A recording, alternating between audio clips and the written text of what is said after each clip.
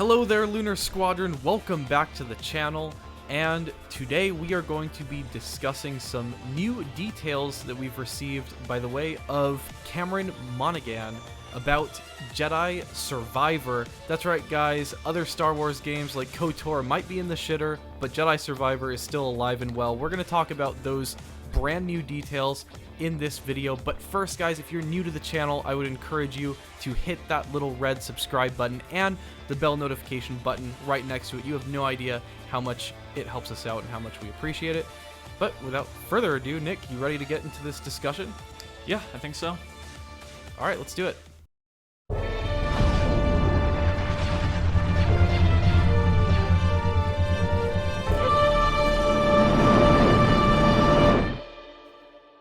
Alright guys, so it has been quite a week actually when it comes to Star Wars news. Now of course we all know KOTOR was delayed indefinitely out of Aspyr Studios earlier this week. That left us all disappointed, and then we also found out that we will be getting a brand new teaser trailer for Andor Monday morning, so that will probably be out by the time this video is released. So it's been quite a week for Star Wars. However, something went under the radar. In fact, while Cameron Monaghan was actually doing the press tour for his upcoming movie Paradise Highway, he actually spoke to this website called Bleeding Cool, and he kind of provided a preview as to what we might expect from Cal Kestis in the upcoming Jedi Survivor. So Andreas, why don't you go ahead and tell all of us what should we expect?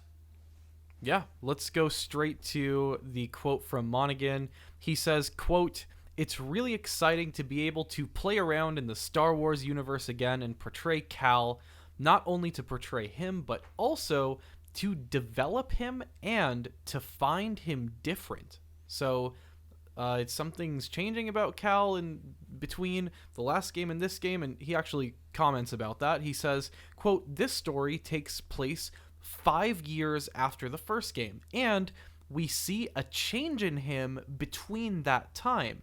The story challenges him in ways that really test and develop him into someone that grows and shifts in the ways that I think are really interesting, exciting, and complex." So before we get on to the next quote from him, I kind of want to touch on this quote right here. It's this whole concept that there's time between the last game and this game, and that this character has taken some time to grow and develop in interesting ways. I think this is a great concept. I think this is what made the original Star Wars trilogy so successful, is that they allowed years in between each movie.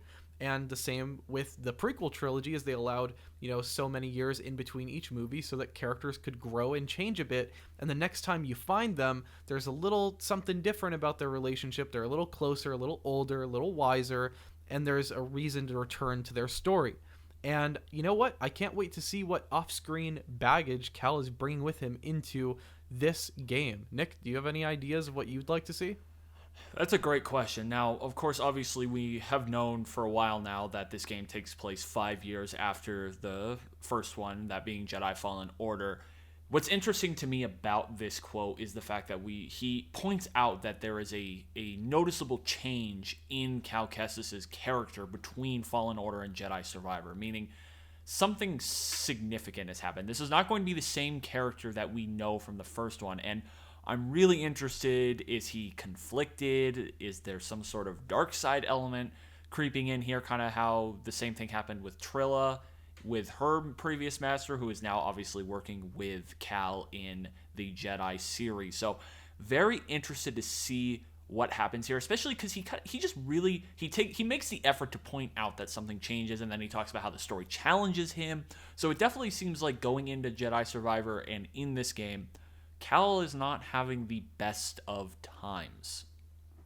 Yeah, and so part of me is wondering, what exactly caused such a change in him? Like, was there a dark influence, maybe? A lot of people, of course, right now talking about, of course, Darth Maul. This is like the rumor that's been bouncing around all over the internet right now. is Darth Maul going to be in Jedi Survivor? Now, to give you guys a little backstory on this whole rumor, it's the concept that there is this gray area in the Maul lore that exists between the Clone Wars and Rebels, which we saw Solo sort of touch on a little bit with his involvement in Crimson Dawn, but because Solo kind of just trailed off with no real successor, there are a lot of people that think that this game is going to be filling in some of those gaps, and that we might see Crimson Dawn and Maul play role in this game, because of course we know that this game is going to be right around that time period.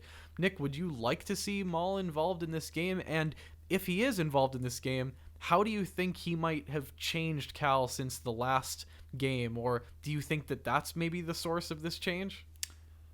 That would definitely be very interesting to see if Darth Maul was involved in this story, just because we've seen from the teaser that we know that Cal is obviously going to be heavily involved again with the Empire. So however Maul is involved, it will be a completely separate storyline, or will have to be interweaved in between these Empire sequences, between, Cal and the Empire, obviously. And that is a good idea, that perhaps Maul does have something to do with this change, because we saw in Rebels, Darth Maul kind of had this influence, or start to have this influence on Ezra. The more time he spent with him, he kind of, started to rub off on him a little bit. Not too terribly much, but enough where Kanan was a little bothered by his influence, or the start of his influence on Ezra. So definitely something we've kind of seen before, and it would be very interesting. I would like to see Maul return, just because he's one of my favorite characters. That is something that really developed in the Clone Wars and Rebels. I think Darth Maul's character is one of the most interesting that we have in the Star Wars universe, so I would like to see him return. And of course, I would love to see Sam Witwer return and voice him, because I think he deserves it. He's a great voice actor, and he loves Star Wars, so any opportunity he gets would be great. That would be really interesting. I think it would be a cool way to kind of continue to wrap Cal Kestis into the grand Skywalker saga. Now, speaking of wrapping him in and kind of bringing him more to the forefront of the saga, the next thing that is interesting from this article is this next quote, where he talks about Cal's future in Star Wars, where he says, quote, this is a character that obviously he's a part of the Star Wars canon now, and I would like to see him in plenty of different contexts. There's a lot of story to tell with him. He is a unique person in this universe, and we can explore something with him that I don't think has been explored with other characters before. So that's an exciting thing, and I hope people enjoy what we did with them, because it was a joy to be able to do. That is interesting to me, Andreas. Perhaps the most interesting thing about this quote is where he says we can explore something with him that I don't think we have explored with other characters before, because when I try to think of what that means, I'm not quite sure what he means by that, because I feel like we've touched on everything. The Jedi's fall from grace to the dark side, or the premonitions, or something like that. Perhaps he turns into something of a gray Jedi, which I don't think that is official canon anymore, or ever was official canon. I could be wrong. I'm sure someone down below in the comments will let me know. I know that is something that exists in the greater expanded universe, but I'm pretty sure that's not canon in the Disney canon. So perhaps we're talking gray Jedi here, which would be interesting. I'm not quite sure what he means here. Yeah, I mean, when you're thinking of like light turned to dark, we've seen that, of course, with, Anakin, classic light to dark. And then we've seen dark to light, with Kylo Ren making that last minute shift back. Well, he kind of went light to dark, back to light. And I think we've seen a little bit of gray. Like, we've seen, Ahsoka, who kind of occupies that role. But, like, who's going to occupy, like, some new unique space? Monaghan says Cal Kestis is. He's going to bring something new that we've never seen before.